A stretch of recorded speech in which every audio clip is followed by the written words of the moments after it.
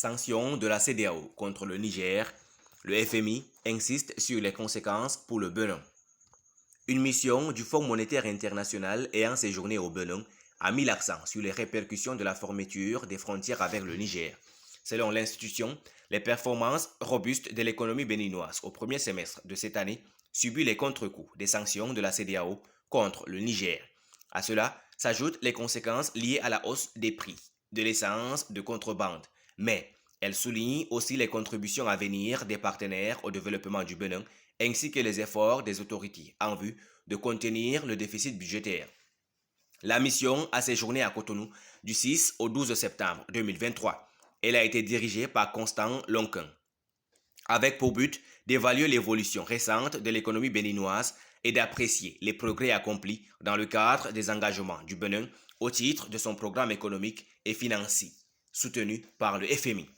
Le conseil d'administration du FMI a approuvé au profit du Bénin le 8 juillet 2022 un nouvel accord mixte mécanisme élargi de crédit, facilité élargie de crédit d'un montant de 638 millions de dollars, équivalent à 391% de la quote-part pour aider à répondre aux besoins de financement urgents et soutenir les avancées du pays vers la réalisation des objectifs de développement durable. La deuxième revue du programme a été conclue en mai 2023. À l'issue de la visite, M. Lonquin a fait la déclaration suivante. Après une forte croissance du PIB au premier semestre, 6,3%, l'économie béninoise est confrontée à des chocs liés à la fermeture de la frontière avec le Niger suite aux sanctions à caractère régional consécutivement au récent coup d'État dans ce pays.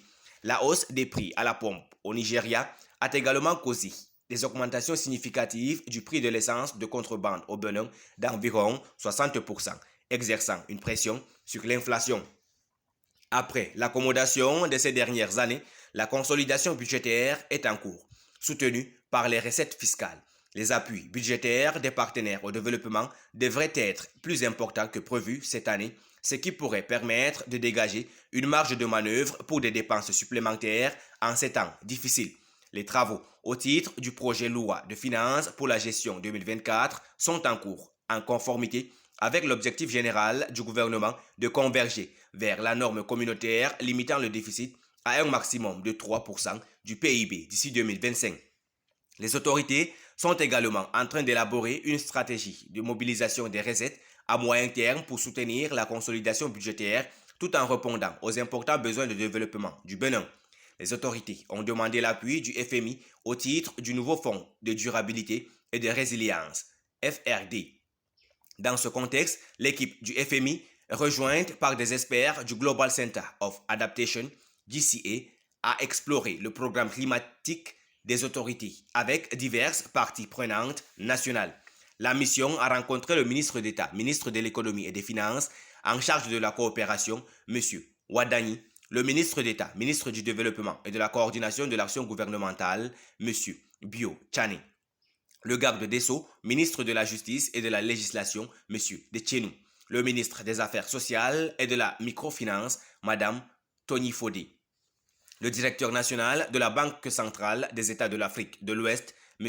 Assi Lameo, et d'autres hauts fonctionnaires. L'équipe a également rencontré des représentants de la communauté des donateurs, de l'association des banques, de la société civile, du secteur privé et de l'association des femmes entrepreneurs. L'équipe du FMI tient à remercier les autorités et les différentes parties prenantes pour leur chaleureuse hospitalité et pour les entretiens ouverts et constructifs. L'équipe compte retourner à Cotonou plus tard cette année pour la 3e revue du programme et pour des considérations du FRD. Merci pour votre aimable attention. Si vous êtes nouveau, n'oubliez pas de cliquer sur la cloche de notification et de vous abonner à la chaîne. Merci, à très bientôt pour une nouvelle vidéo.